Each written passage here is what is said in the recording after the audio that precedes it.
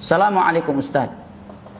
Waalaikumsalam warahmatullahi wabarakatuh. Semalam ana baru saja menolak orang yang mau mengobati ayah saya yang sudah lama sakit, tidak bisa bergerak lagi. Katanya ayah saya ada ikatan dengan jin. Mereka mengatasnamakan pengobatan Islami. Namun setelah pembicaraan cukup lama, ana menemukan keganjalan. Katanya si pengobat bisa tahu obrolan dari jarak jauh. Pertanyaannya, apakah sudah benar yang saya pikirkan kalau dia adalah bagian dari kesyirikan dukun? Dia dukun karena ngaku tahu perkara gaib, menunjukkan dia memelihara jin untuk mengetahui hal-hal yang jauh darinya. Ini dukun. Jangan percaya. Hati-hati dengan dukun masa sekarang, baik di Timur Tengah maupun di luar Timur Tengah. Para ulama kita amat kerap memperingatkan hal ini. Kata Syekh Saleh, kata Syekh Abdul Aziz Ar-Rais, bagian para dukun masa sekarang ada yang pakai jubah, ada yang berjenggot, dan ada yang celana cingkrang. Bagaimana mendeteksi mereka itu adalah para pendukun, orang-orang yang melakukan kesyirikan atau berada di atas akidah yang menyimpang?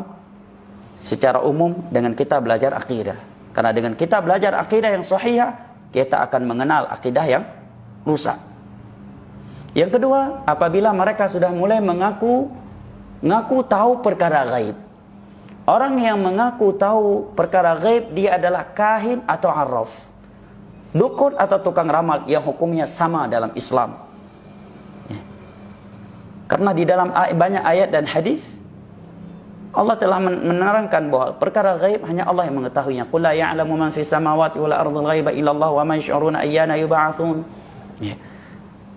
Nabi juga menyatakan, man atakahinan aw 'arrafan fasaddaqahu bima yaqul faqad kafara bima unzila ala Muhammad. Barang siapa yang datang kepada dukun, dan dukun sekarang tidak lagi perlu didatang ke rumahnya, kata sebagian para ulama, dan juga realita membuktikan demikian. Ada di handphone, melalui aplikasi-aplikasi, ada di medsos yang bisa dibuka dan ditayangkan di televisi.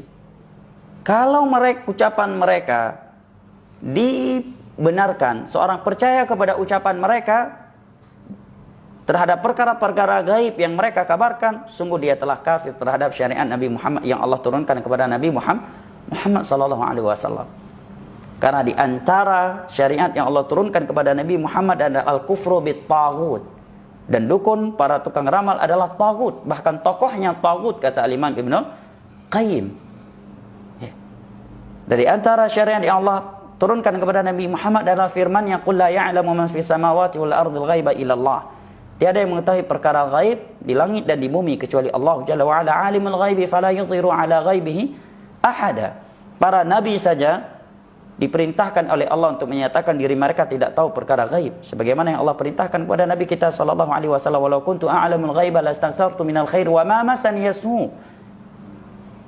Andai kata aku tahu perkara gaib, sungguh aku akan memperbanyak kebaikan dan tidak akan terkena suatu kejelekan.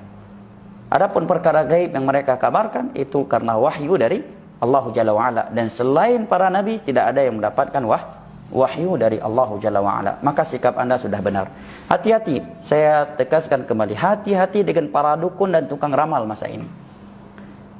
Kalau dia sudah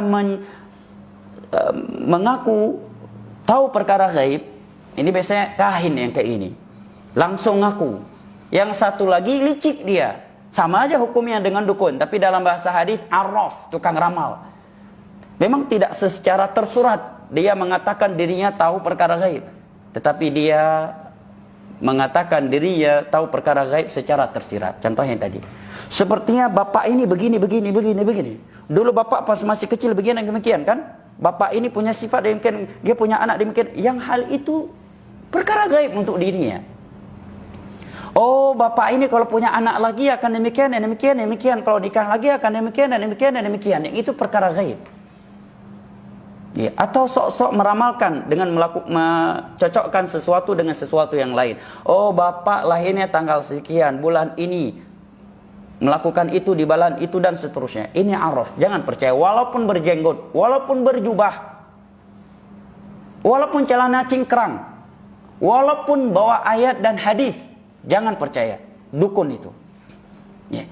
Kalau sudah mengaku tahu perkara gaib. Ya. Contohnya lagi, saya obati dari jarak jauh. Ya, dari jarak jauh. Atau melakukan suatu pengobatan yang itu hakikatnya bukan lagi pengobatan.